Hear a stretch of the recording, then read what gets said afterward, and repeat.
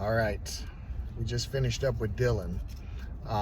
So I'm gonna go ahead and move to what happens next. So what happens next is, and once again, I lose complete track of time, and I'm sure through Facebook I could find more, and but I go to jail on that day, and once again it's an 8-hour cooling down period, so I get to hang out at jail for a while, and Chrissy comes and bails me out of jail. I believe she's the one that bailed me out the first time and the second time. And remember, I've never been to jail in my life, and now I've pushed a person one time, and I punched a person in their head, which I shouldn't have done either. I guess the first one more so. She would not stop, and I was begging for it. Dylan, I guess, I came from a world of many years in the Army, to where it was okay to stand your ground and have a belief. No one ever got beat, and in today's world that doesn't exist at all. So now Chrissy and I aren't doing well. We had been in several fights, and Chrissy had hurt me a lot. She had come to my house. Amanda was over for dinner because Amanda and I were getting along, and we had gone boating together. I had stayed the night at her house. She had stayed the night at my house. We'd even had sex a couple times in the meantime there.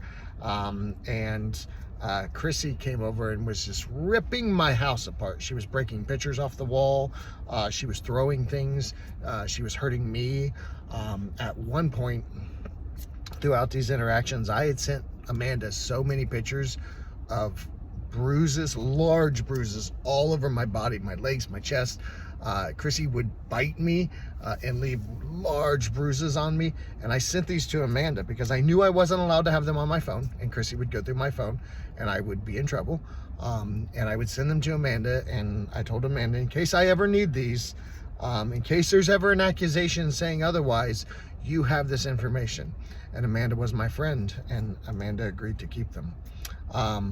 And so now I get to a point to where I filed a restraining order against Chrissy. She's showing up to my house in the middle of the night. I've been in enough trouble. It's a little crazy and chaotic, and I don't want to do it anymore. And the next day, and I didn't think you could do this, the very next day, she went and filed a restraining order against me in the same court, and they accepted it. And yes, her and I are talking back and forth still. 20-minute conversations. So we're both in the wrong, but nonetheless, there's nothing violent here. I just needed space.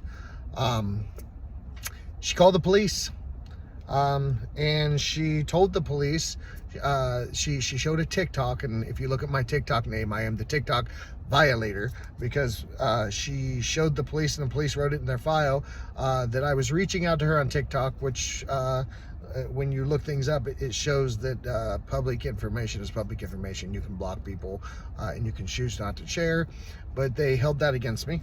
Our phone call they held against me. The police came to my house and tried to question me, and in her report she wrote, as I'm trying to be a police officer, and all this is public knowledge, you can go read it, Jay is trying to keep me off the force, things like that, things that just weren't true. All I wanted was her happiness, and I gave up my entire life to make this woman happy. It's all I wanted to do. I would still try and make her happy. I would still try and make Amanda happy. It is always my goal. I think I feed my life as a failure, more into pleasing other people, and that is how I find my happiness. So nonetheless, I at this point start dating Liz, and this is going to be October, November of 2001.